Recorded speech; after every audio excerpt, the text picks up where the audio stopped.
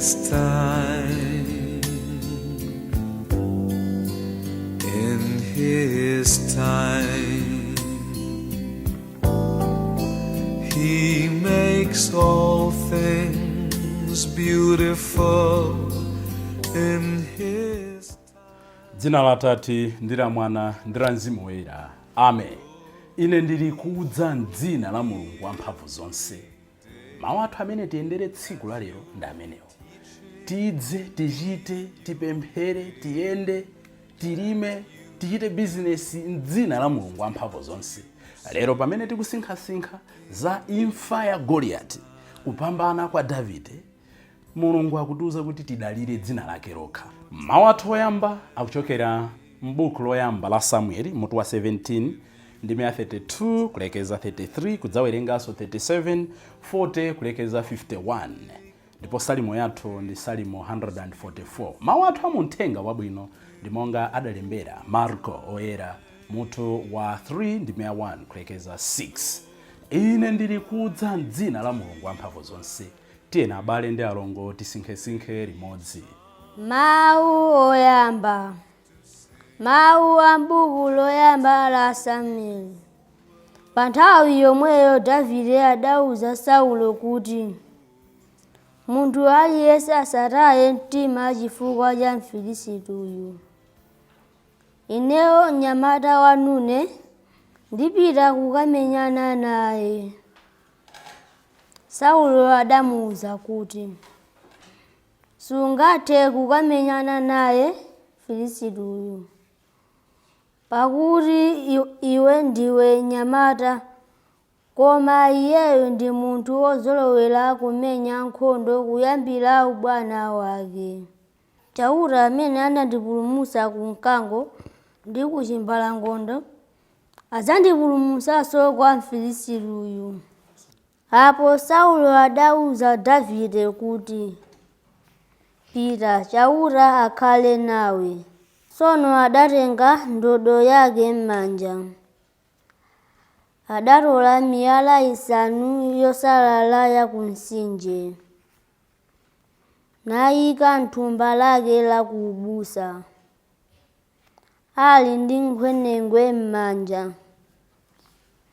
Adapita kukakumana ndi Mfilisiti uja. Tsono Mfilisiti uyo adayambapo kupita kumene kudali Davide, munthu wonyamula chishango ali patsogolo pake. Ndipo atayang'ana Davideyo, adayamba kunyoza poona kuti adali mnyamata chabe, wofiira ndipo wamaonekedwe okongola. Tsono adafunsa Davide kuti kodi ndine galu kuti uzibwera kwa ine ndi ndodo? Pomwepo adayamba kutemberera Davide potchula milungu yake. Kenaka adauza Davide kuti iza kuno, mnofu wako ndidyetsera mbalame zamlengalenga ndi zirombo zakuthengo. Koma Davide adauza Mfilisiti uyo kuti waza kwa ine ndi lupanga, mkondo ndi nthungo, koma ine ndikuza kwa iwe m'dzina la Chauta wamphamvu zonse, Mulungu wa magulu ankhondo a Israeli, amene iwe wamunyoza. Lero lomwe lino Chauta akupereka m'manja mwanga, ndikulasa ndi kukugwetsa pansi, ndipo ndikudula mutu mitembo ya magulu ankhondo a Afilisti, ndiyipereka lero lomwe kwa mbalame zamlengalenga ndi kwa zirombo zakuthengo, kuti dziko lonse lapansi lidziwe kuti kuli Mulungu ku dziko la Israeli. Anthu onse amene asonkhanawa azaziwa kuti chauta sapulumutsa anthu ndi lupanga kapena mkondo wokha. Wopambanitsa pa nkhondo ndi chauta, ndipo ndikupereka m'manja mwathu.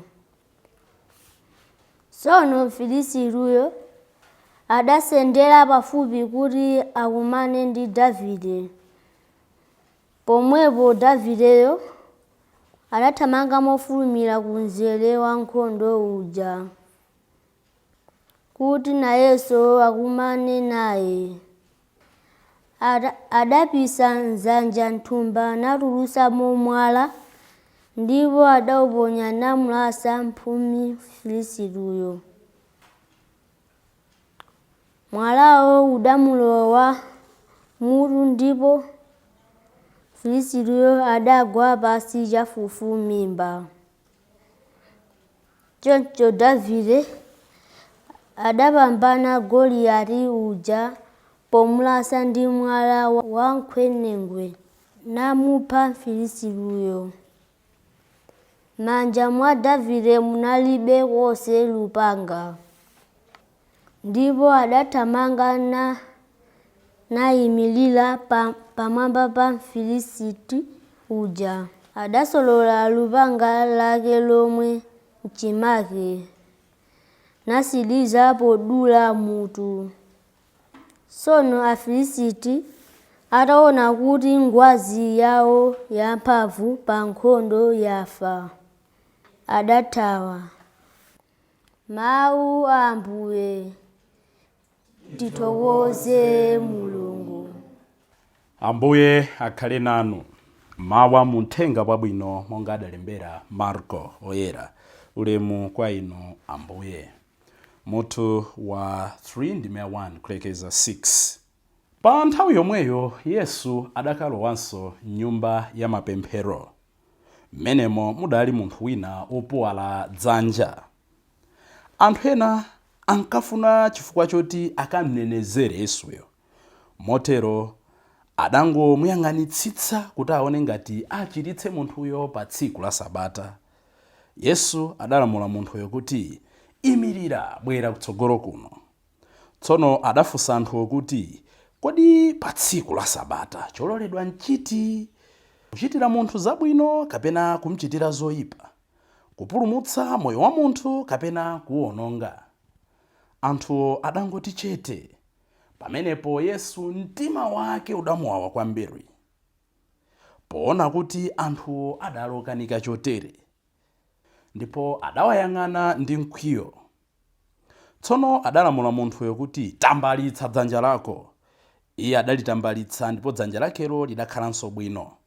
Pamenepo Afarisi aja adatuluka nakachita upo ndi anthu a m'chipani cha Herode kuti ampange njira yophera Yesu.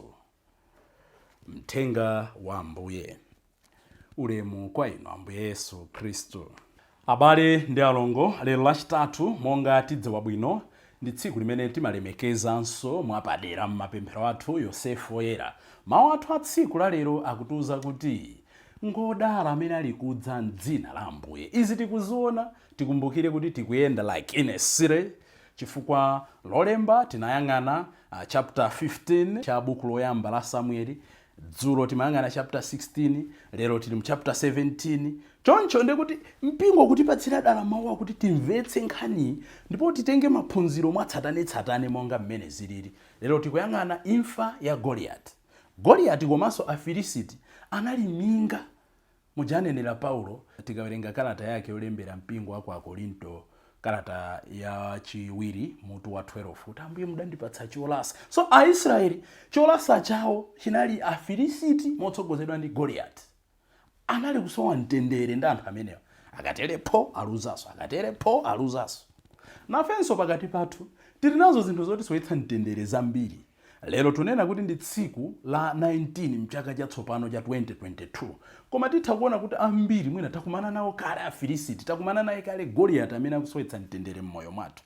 Atokhala matenda, atokhala anzathu abanja, atokhala anzathu ogwira nawo ntchito, atokhala amene tili nawo ku business, atokhala mabwana athu, utokhala mpingo wathu atsogoleri. tili nazo zilipo zinthu zimene zimatidya ufulu ndi mtendere wathu.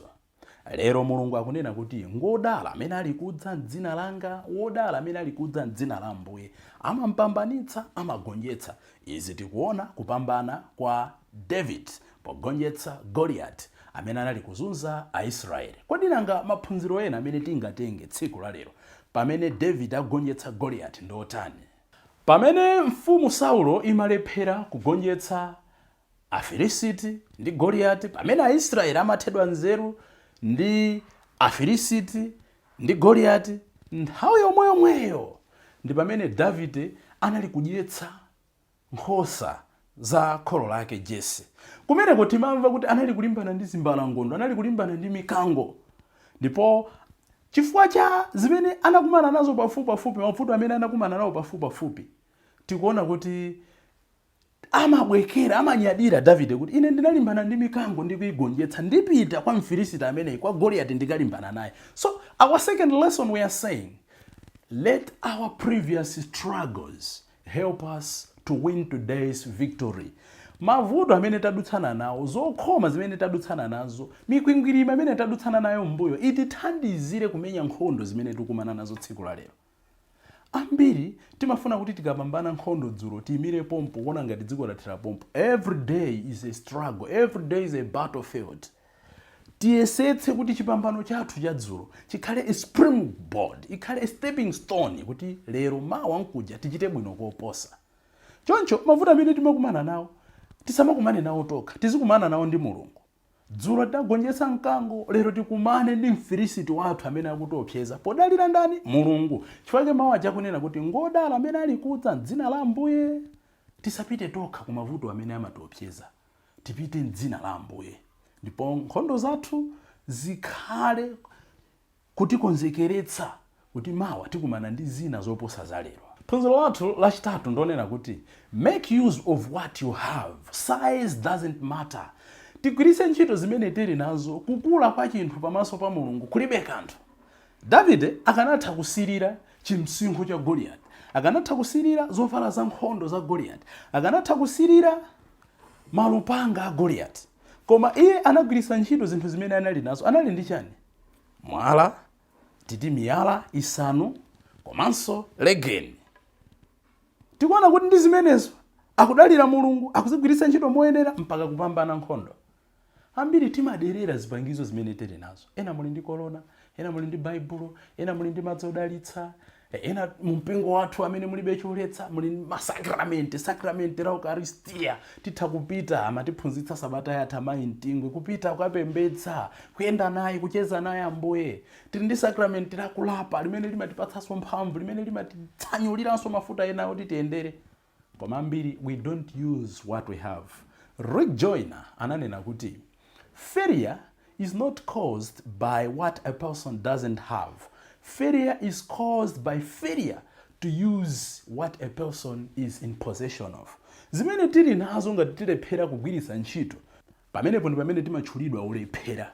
David akugwiritsa ntchito zimene ali nazo mpaka kupambana. Muli ndi chani lero chimene chintha kukuthandizirani kuti moyo wanu usinthe?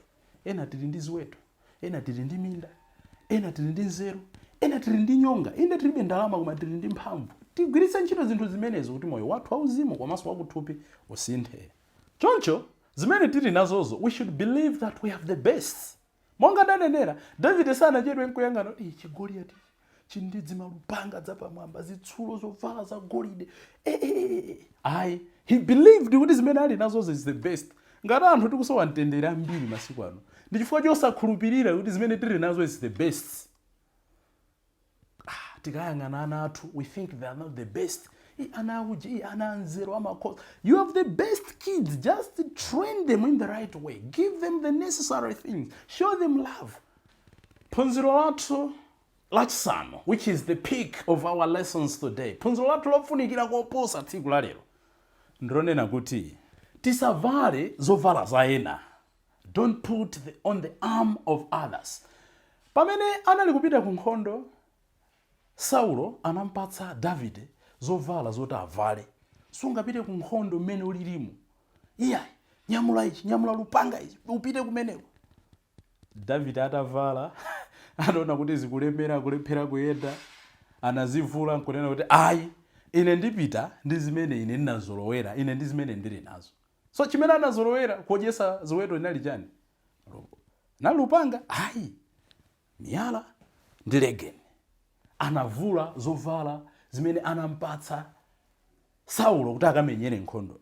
Nkutheka lero inu ndine timafuna tizigwiritsa ntchito zida zimene sitili nazo familia. Timafuna tizigwiritsa ntchito zida za anthu ena pomenya nkhondo zathu. Ayi, use zimene Mulungu adakupatsani nzoyenerera. Remove zomwe mwavala ndipo muvale Mulungu ndi chikhulupiriro. Remove zomwe mwavala and put on God. Izinso timazimva tikawerenga kalata ya Paulo yolembera a Efeso mutu wa 6 ndi 11 kulekeza 18. Amati abale, tsopano valani zida za umulungu. Nde pali zambiri zimene Paulo amafotokoza. Mwachitsanzo amanena kuti tivale chilungamo ngati lamba mchuno mwathu. The moment tikhala anthu achilungamo ndi kuti tayamba kudzimangira kali lamba odziteteza. Kenaka amanena kuti tivale chiyero, righteousness, ngati chotchingira pachifuwa pathu. Pachifuwa ndi pamene pali mtima. Choncho every time tikuyesetsa kukhala mchiyero, tidziwe kuti tamvala chotchingira pa mtima pathu. Mu mtima ndi mmene mmatuluka zoona. Choncho every time we are striving for holiness, for righteousness, tidziwe kuti tikuthawa mapendekero a Satana. Kenako amanena kuti muvale mtendere ngati nsapato zanu. Potsirizira Paulo amatitsimikizira kuti tivale chikhulupiriro ngati chishango chathu. Nzimene akuchita Davide, akumvala zimene iye akudziwa kuti I'm with God. Nthawi zambiri monga ndanenera tikumenya nkhondo pogwiritsa ntchito zipangizo zosatiyenerera, zipangizo za anthu ena, zipangizo zobwereka. Abale, tigwiritse ntchito chikhulupiriro chathu, not chikhulupiriro cha anthu ena. Use your own faith, not the faith of others, to cast the devil. Timamva kambirimbiri Ambuye Yesu amanena kuti pitani chikhulupiriro chanu chakuchiritsa, pita chikhulupiriro chako chakuchiritsa. Ambiri masiku ano timadalira chikhulupiriro cha anthu ena, ndikudwala bambo pempherereni. Ndi zabwino chifukwa timaphunzitsana, Mulungu amatiphunzitsa, malembo ena amatiphunzitsa kupempherana wina ndi nzake. Koma ena asanatipempherere, tikuyenera ife eni tidzipempherere, ife eni tichiteko mbali yathu. Ndeni nanena kale, tili kwambiri achibwana cha chikhulupiriro cha chinenjenenje. Timafuna upita kwa nsembe, timapita kwa assistant, timapita kwa abusa, iwo azikatisalira zakudya. Basi iwo wagundika pansi kodya mang'ina, abambo azisala. Use your faith. Pamene abambo akuthandiza nkhondo, you are using your own resources. Tigwiritse ntchito chikhulupiriro chathu. Osati amayi anga ndi allergy andipempherera mayeso amene andikakhoza. Yes, azikupempherera komanso nawenso do your part. Kenaka tikumva kuti Davide anazitenga zovala zimene anamveka Saulo, nkuzivula nkuzikapo. Ambiri mwina we know kuti zofunikira ndi za Mulunguzi, koma mwina tikuyika zovala zonse. Ndiye timafuna za Mulungu apo komanso zako asing'anga tizichita, zokhulupirira zitsamba tizichita. Ayi, Davide anaona kuti zakuthupizi sizimthandiza. Ndidalire zimene Mulungu adandipatsa ndi dzina lake la mphamvu. Ngodala amene ali kudza dzina la Mulungu. Ananyamuka ulendo kupita ukamenyana ndi Goliath. Ambiri timafuna kuphatikiza zovala zimene wativaka Saulo komanso zovala za chikhulupiriro. Ndi ziwiri zitu sizimayenderana. Paja Mulungu wathu ndi Mulungu wansanje. Lero tifuna okhulupirira, mawa tioneka anthu amene akuoneka ngati zamatsenga azindi patsogolo. Aya abale, ayi. Phunziro lathu lotsiriza tsiku la lero pali maphunziro ambiri monga tikuonera. Ndionera kuti pamene zimachivuta ambiri kusiyana ndi Davide kuti agonjetse Afilisiti, mponena kuti ambiri sitimanyamuka ndi kuyenda. Tamva kuti Mulungu anali naye ndipo iye ananena kuti ine ndili kudza m'dzina la Ambuye, pamene anakana zovala zimene anampatsa Saulo kuti akamenyere nkhondo, kenaka akutenga zovala zake, kenaka akutenga zimene anazolowera kugwiritsa ntchito training imene anali kupanga kubusa, kunyamuka. He's going to face the Philistine, Goliath. Sanangonena kuti kungoyima basi kuti tigonjesa beno, ananyamuka nkupita and he met the enemy. Mwachidule, he acted. Ambiri zikutivuta pamenepa. We pray, we fast, tinena malilime, but we don't want to act. We don't want to face the devil. Nde kuchezera usiku wonse. Malilime sizolakwikayi, nzabwino ngati muli ndi mphatso imeneyo, good and fine. Tibanga fast, ndililupa Esther fast, good and fine. koma are you acting? So we have two extremes. Ena timangofuna acting without God siziyenda. Ena timangofuna tionetse chikhulupiriro without acting. David akunyamuka akakumana ndi Mfilisiti, akakumana ndi Goliath. Tikapemphera ana athu kuti tifuna akhala ana abwino, tizipangabe mbali yathu. Kumaphunzitsa mwachikondi, kumadzudzula mwachikondi, kuwaonetsa kuti we are there for them. Tikadzudzula amuna athu sakupanga behave bwino, ifeso tizichita mbali yathu kuti koma kuti azichoka nyumba muno mwamuno amakhala ukasakaja. Let me do my part. Mkazi wanga ndakhala ndikundandaula, zibwezi mmapangazo mmafuna chani? Ndimafuna mkazi oneka otere. Try it on your wife. Act.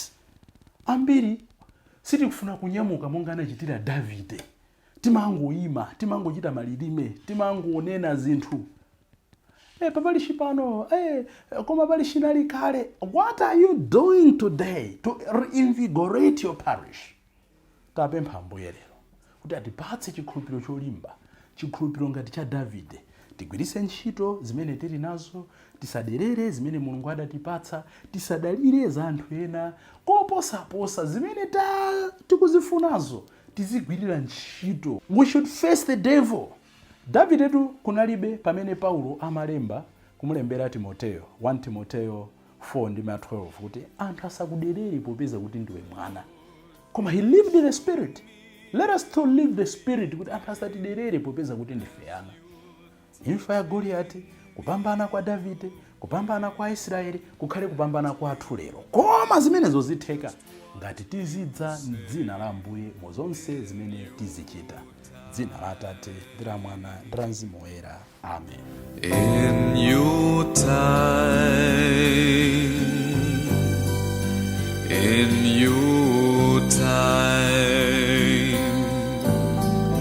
you make all things beautiful in your time.